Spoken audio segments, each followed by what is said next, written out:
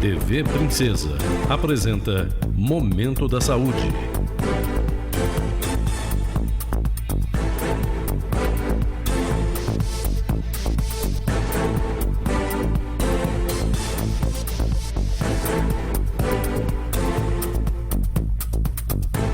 Programa da Associação Brasileira de Medicina Preventiva, ABRAMEP. Olá!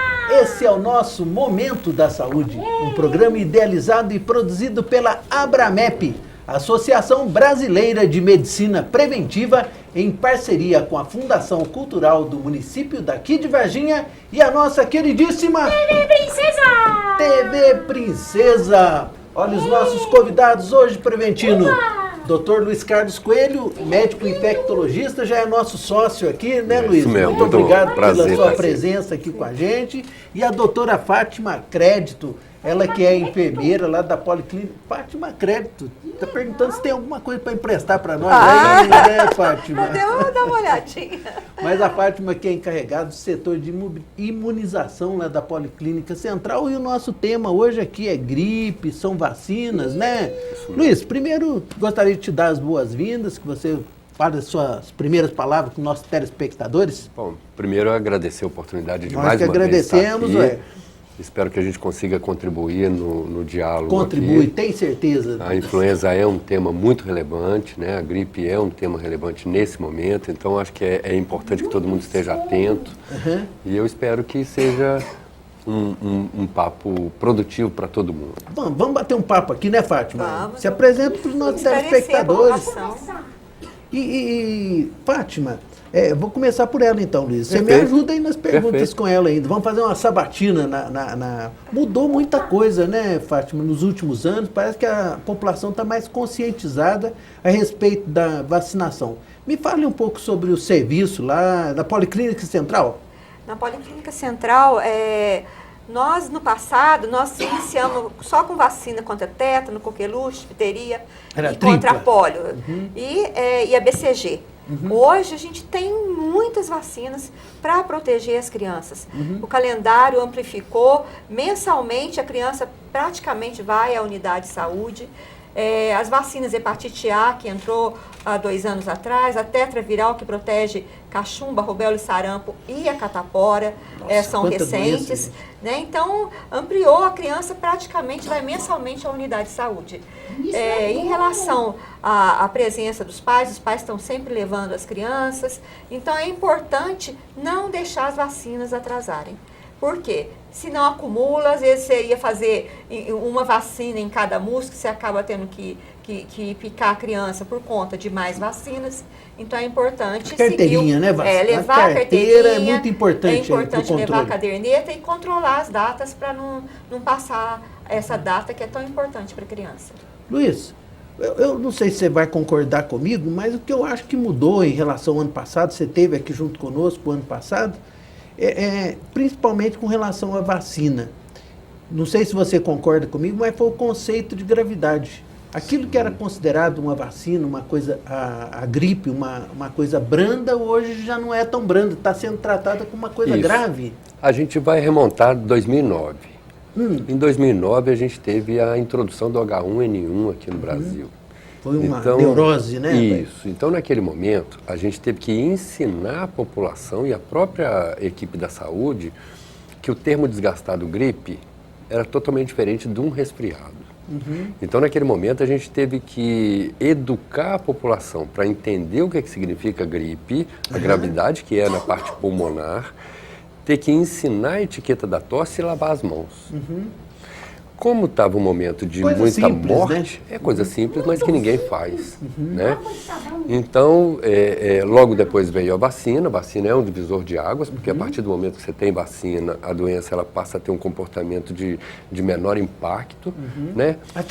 Atenua. O fato é que a gente foi vivendo uma coisa que é cultural no Brasil, as pessoas vão esquecendo.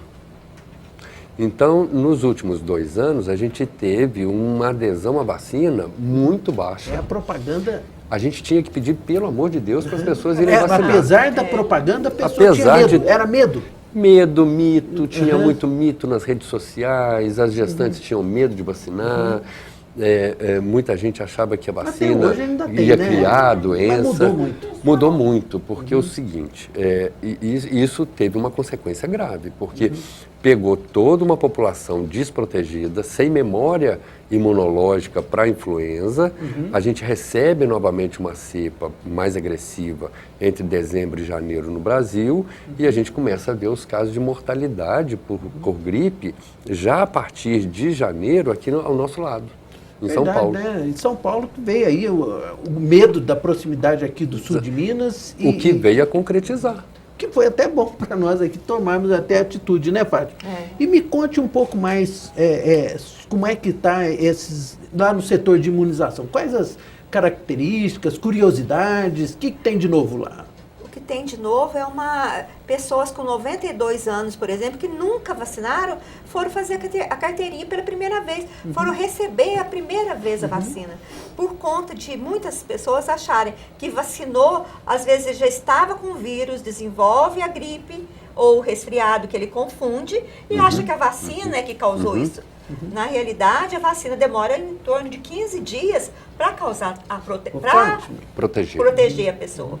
Então, isso é muito importante aí, que os primeiros 15 dias a vacina nem está fazendo efeito ainda, né? E ele já está achando que aquilo que está acontecendo com ele de uma dor de cabeça, uma coriza, que já estou ficando gripado. E na realidade, o azar da pessoa ter adquirido aqueles sintomas catarrais ali.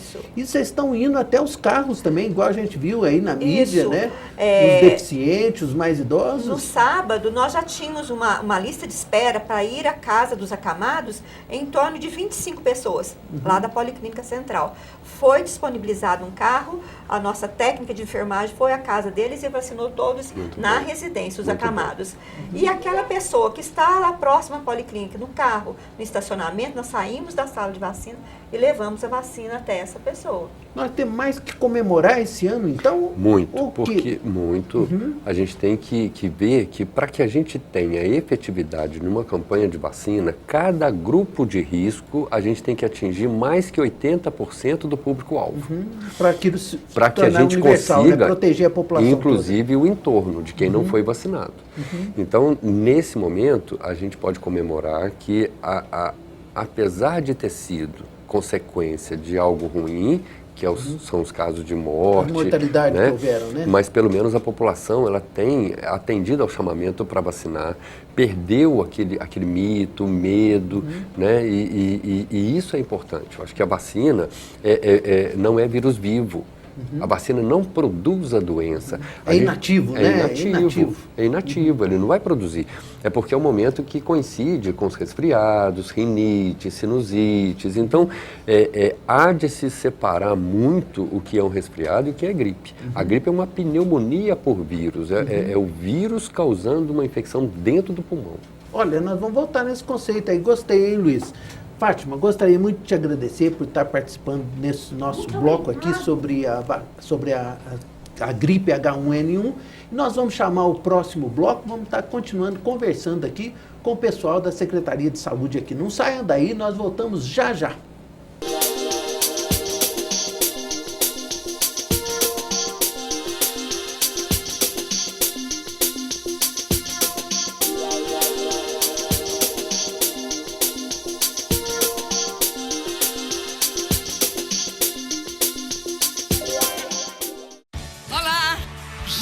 Está no ar a vacinação contra a gripe. Atenção, gestantes, mães do pós-parto, crianças de 6 meses a 5 anos, doentes crônicos, pessoas especiais e idosos. Ué, gente, cadê o idoso? De 30 de abril a 20 de maio, vacine-se contra a gripe e viva com mais saúde. Como é que é? O idoso está aqui no palco? Ministério da Saúde, Governo Federal.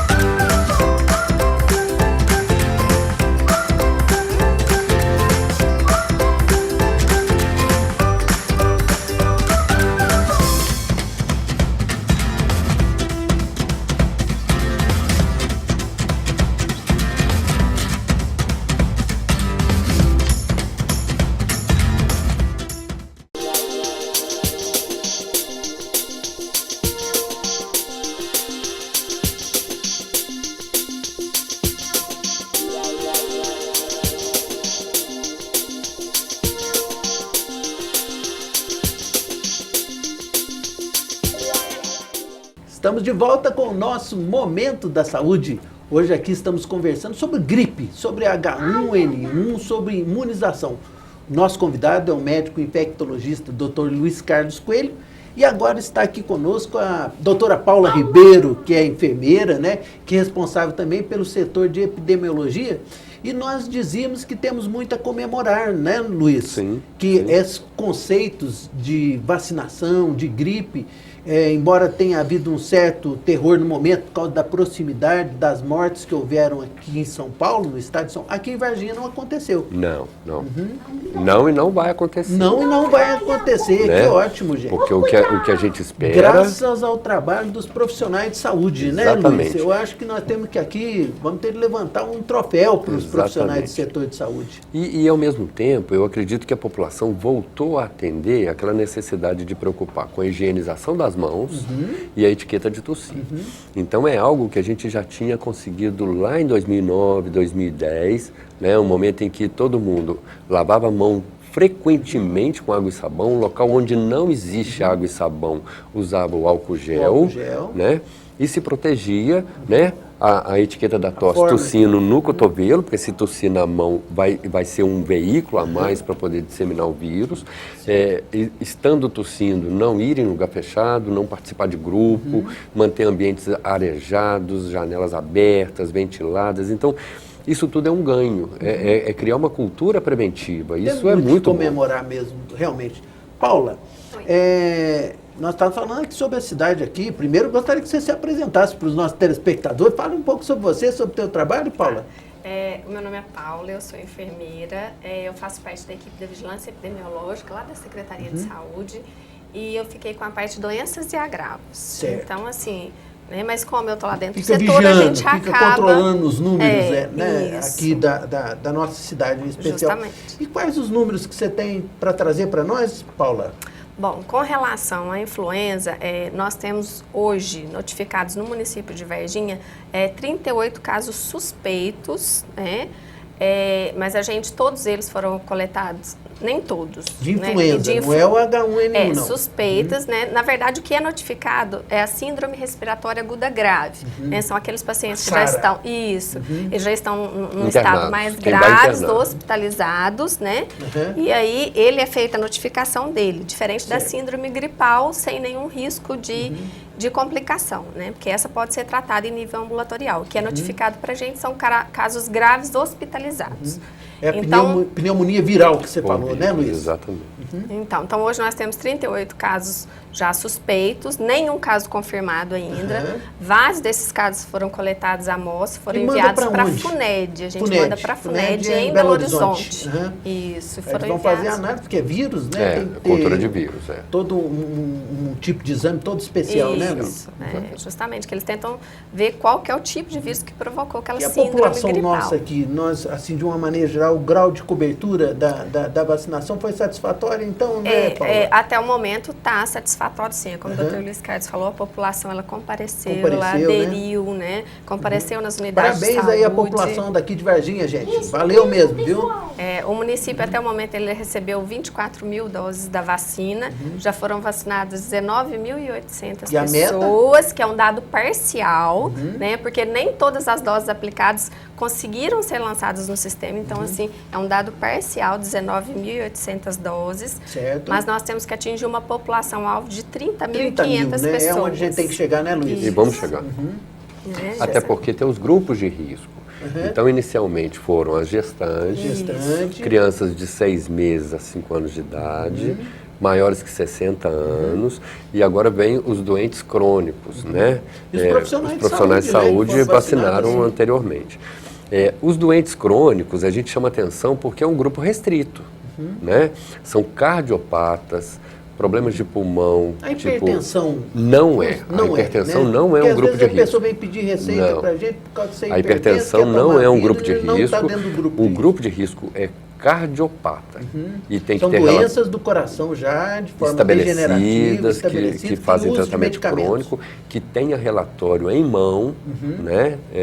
Ou que faça parte de um programa, por exemplo, é o diabético que está inserido no programa de diabetes, que faz tratamento de diabetes. Insuficiência renal crônica, o paciente de hepatite viral, o paciente de quimioterapia, radioterapia, os pacientes da oncologia, biológicos, né? Exatamente, que toma corticoide continuadamente. Então, o médico assistente de cada um, ele tem o discernimento de entender que ele está dentro do grupo de risco e fazer o relatório e essa vacina vai ser aplicada com base naquele relatório e com aquele motivo real aposto ali. Paula, vamos falar um pouquinho do serviço privado e do serviço público. Uma coisa que preocupa muito a população é buscar vacina no serviço particular. O que você pode nos dizer sobre isso?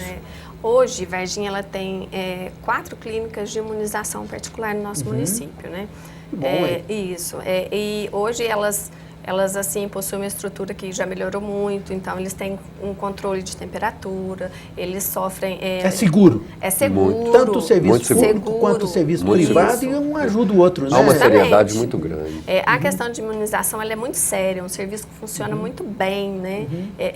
É uma questão, eu acho que das questões preventivas, eu acho que a que melhor funciona é a questão da imunização. Acho que então o que chama a atenção muito é a questão de preço, de valores, o custo que as pessoas...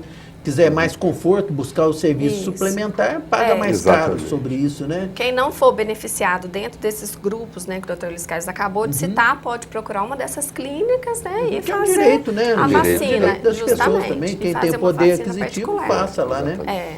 Tá certo. Luiz, e aí, o que mais que vamos comemorar ou vamos chamar a atenção das pessoas? Eu acho importante comemorar, né, essa adesão e esse olhar atento da população. Não tivemos nenhum H1N1, né? Não, nós temos, como ela disse, material que foi colhido, que é suave, que é colhido lá no fundo do nariz e da garganta, é colocado no meio especial, vai para a FUNED, que é um laboratório do Estado, né, de referência do Sistema Único de Saúde, e ele demora muito para ser feito, porque é um exame realmente de uma técnica mais complexa. Então, o diagnóstico é clínico. A gente não espera resultado de exame para poder interferir. Então, existem 2 situações importantes. A síndrome gripal, que é tratada lá no ambulatório, no programa de saúde da família, no consultório médico, não é notificado, não tem que preencher papel. É usado o Tamiflu, que é o oseltamivir. Qual a dosagem? Eu estava perguntando agora mesmo para o adulto, a gente usa 75 miligramas de 12 em 12 horas por 5 dias. E para a criança tem as faixas de peso, então tem uma tabelinha que os colegas têm e que, com base na idade e na faixa de peso, usa durante 5 dias também. Está disponível na rede pública? Disponível, não tem problema de estoque. O que a gente espera é que esteja cada vez mais descentralizado. A dosagem para a criança e do adulto? São diferentes. Sim. A partir de 40 quilos, é 75 miligramas de 12 em 12 horas por 5 dias. Sei. Abaixo de 40 quilos, aí tem uma tabelinha que o médico, ao fazer a receita, ele vai colocar aquela diluição ali. Luiz, vou te interromper um pouquinho, vou te interromper também, Paulo, para a gente chamar o próximo bloco. E nós estamos aqui conversando sobre o assunto do momento, que é a gripe, é o H1N1. E eu peço para vocês, aguarde mais um pouquinho, nós voltamos já. Não saia daí. Não saiam daí.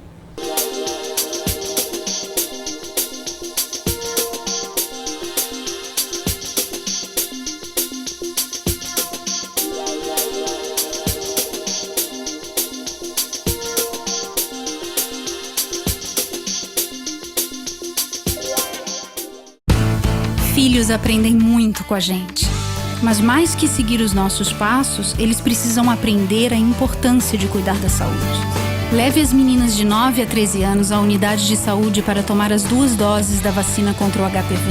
É a melhor prevenção contra o câncer do colo de útero, 4ª causa de morte por câncer entre mulheres no Brasil. Proteja o futuro de quem você mais ama. Vacine contra o HPV. É o governo federal trabalhando para o Brasil avançar.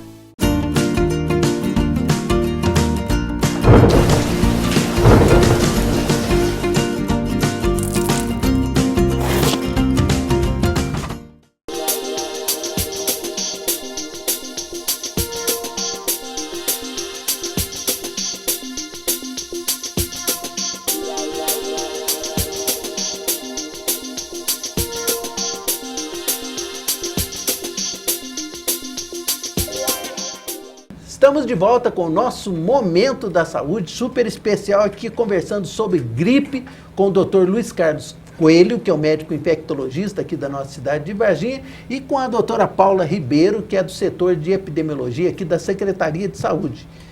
Bom, aquela pergunta de sempre então, né, Luiz? O que é gripe? Quando é que as pessoas devem procurar mesmo o serviço médico para que evite esse congestionamento nos prontos-socorros? E o resfriado? Isso.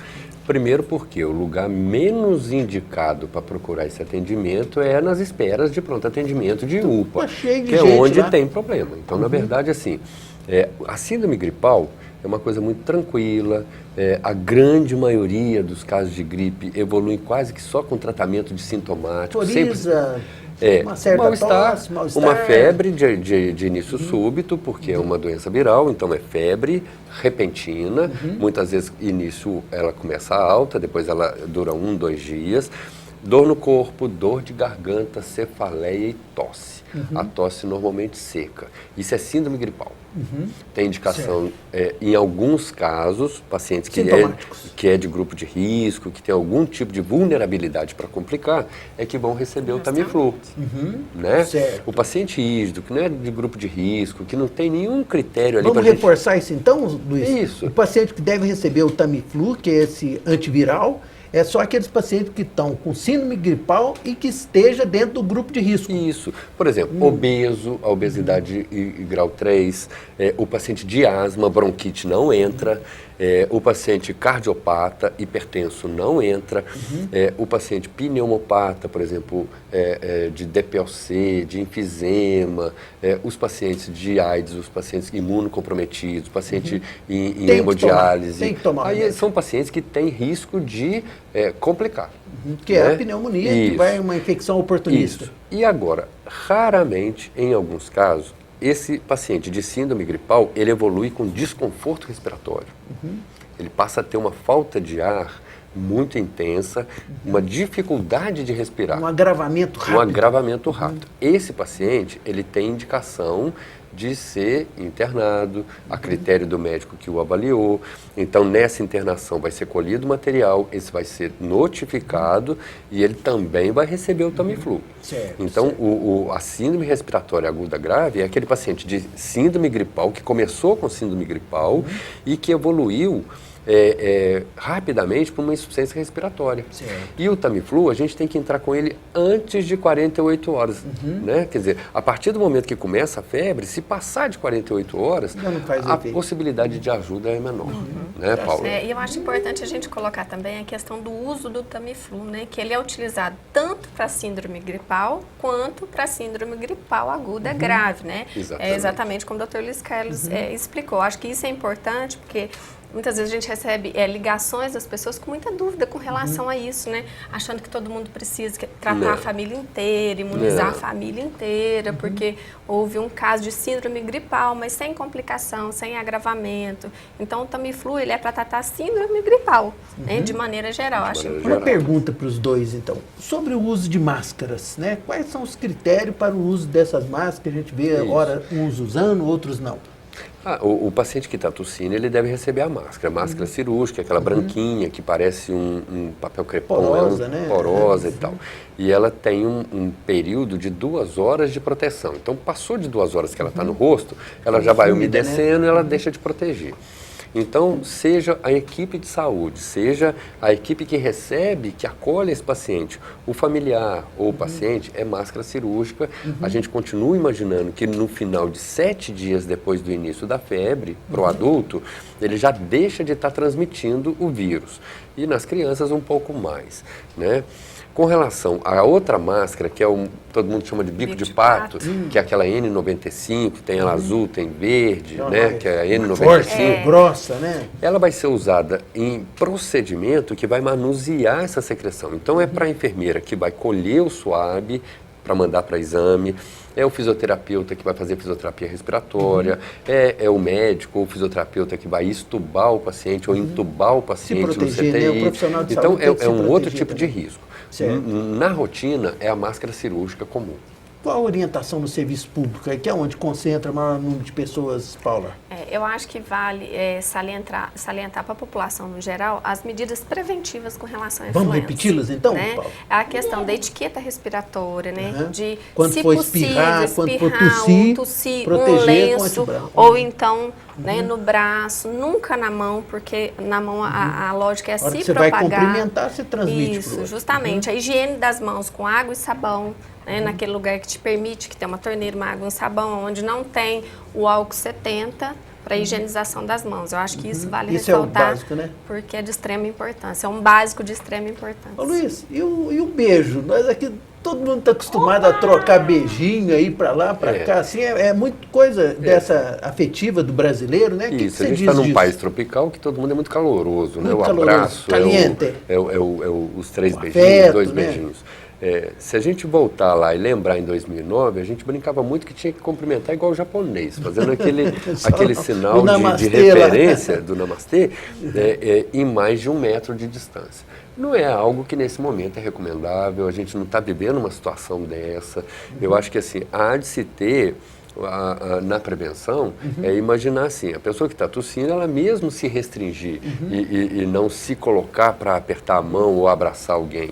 Né? E é isso, eu acho que as pessoas também, ao fazer esse tipo de procedimento, é manter uma certa distância, manter uma higiene, principalmente das mãos, né? Que é o nosso veículo maior. Acho que uma das grandes dificuldades que existe também, Luiz, Paulo, é a questão do absenteísmo, as faltas que possam haver na escola e no trabalho. Quais são as recomendações que vocês teriam para a pessoa que está com essa síndrome gripal? Falta ao trabalho? Deixa de ir na aula? Olha só, é uma questão complexa porque é caso a caso. Então, o indivíduo que for avaliado por um médico, ele vai receber desse médico uma orientação porque ele vai fazer a ausculta pulmonar, ele vai conversar, ele vai perceber ali o que está acontecendo. Não há de se ter, nesse momento, aquele afastamento para isolar, né? O indivíduo tomar os cuidados, todo mundo, seja no ambiente de escola, né? Eu acho que na escola e no trabalho manter o ambiente ventilado, porque é uma época complicada, porque todo mundo fecha a janela, tudo, né? Fecha a porta, então você vê uma sala de aula com 40 crianças, todo mundo ali, por causa do frio, fecha tudo, fica aquele ar viciado ali. Então é ventilar e higiene das mãos. Doutor Luiz Carlos, Paula, muito obrigado pela presença de vocês aqui, Preventino, muito obrigado por trazer essas informações à população e gostaria de deixar esses segundos finais, tanto para você, Paulo, quanto para você, Luiz, para despedir dos nossos telespectadores. A gente gostaria de agradecer, né, esse momento de estar aqui, de estar orientando a população, eu acho que isso é fundamental. Né? Eu acho que é uma tentativa da gente propagar algumas orientações que vão fazer diferença, né, na questão da influenza. Muito obrigado mesmo. Luiz? Eu agradecer a oportunidade de estar aqui, isso aqui é um sonho de consumo, para a gente que está lá na assistência secundária e terciária, na alta complexidade, o mais importante é que a gente consiga realmente dar o valor que merece a medicina preventiva, as ações preventivas, então acho que isso é uma oportunidade ímpar para a gente que é da área de saúde, poder contribuir com informações que são básicas, mas são fundamentais e pode ser um divisor de águas entre a vida e a morte. Isso só traz alegria para todos nós. É melhor prevenir do que remediar. Aguardamos vocês no nosso próximo programa Momento da Saúde. Até lá! TV Princesa apresentou Momento da Saúde.